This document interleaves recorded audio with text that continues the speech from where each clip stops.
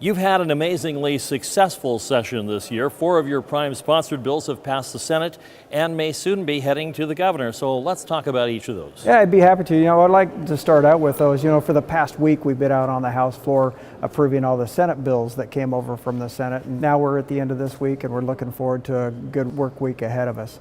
But my bills this year have really moved forward. I'm batting about 500 on my bills this year, so I'm pretty happy with that. The bill that I've worked on for the longest amount of time, for the past 3 years, is my driver's education bill, House Bill 1481. And it has now moved through the whole process. We concurred on the changes that were made over in the Senate today, so it's on its way to the governor. I have another bill also that will help veterans as they're transitioning out of the military to civilian life and help them get jobs. I have a bill that helps our local governments clean up meth-infested hotels and stuff like that. And I also have another bill that helps protect at-risk children by mandating that the employers that employ folks that are mandatory reporters in sex and abuse crimes know their responsibilities. So I'm very happy that those bills are moving forward. I still have a couple more bills that are necessary to implement the budget and will be part of those budget negotiations, and I sure hope those get moved forward as well. There were several attempts this year to address the issue of distracted driving. You were one of the authors of one of those bills. However, another measure advanced to the Senate and recently returned to the House for a vote. Now, first, you were lukewarm on that bill when it left the House, but now it appears your support has picked up. Can you tell us why? This issue of distracted driving and bills have came and gone ever since I've been elected here. And those bills have been very narrow in just simply excluding or outlawing the use of electronic devices while you're driving. And I don't necessarily disagree with that, but it was very narrowly written. So this year I worked on my own bill that's a much more broad application of distracted driving, and it creates the definition of dangerously distracted driving, and it broadens the scope of enforcement for our law enforcement officers out there and allows them to take enforcement actions in different situations. They literally copy and pasted my entire bill onto the end of the existing bill and then cleaned up the other exemptions and stuff that I had some problems with. In the end, while I still have some concerns about the bill and just the narrow use of electronic devices, I came to yes on that bill and have supported it.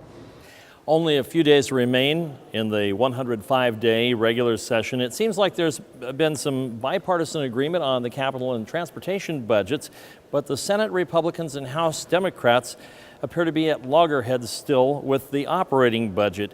So is a special session a foregone conclusion? I don't think it should be a foregone conclusion, but it very well may happen. I don't believe personally that there's a good reason for us to go to special session. I think that we know what needs to be done. And the spending plans between the two different parties, the House Democrats and the Senate Republicans, are really fairly close. They're only within 2% of each other. But with that being said, they're miles apart on how we spend that money and how we raise revenue. For this current budget year that we're planning for, the tax increase proposals from the House Democrats are $3 billion. And as we move forward in the 4-year outlook, they're as much as $8 billion, with tax increases on everything from bottled water and soda all the way up to the slippery slope of a state income tax with a capital gains income tax. So I'm really very concerned about how we move forward. We start getting back into people's pockets more deeply with these tax increases. It's going to hurt our improving economy.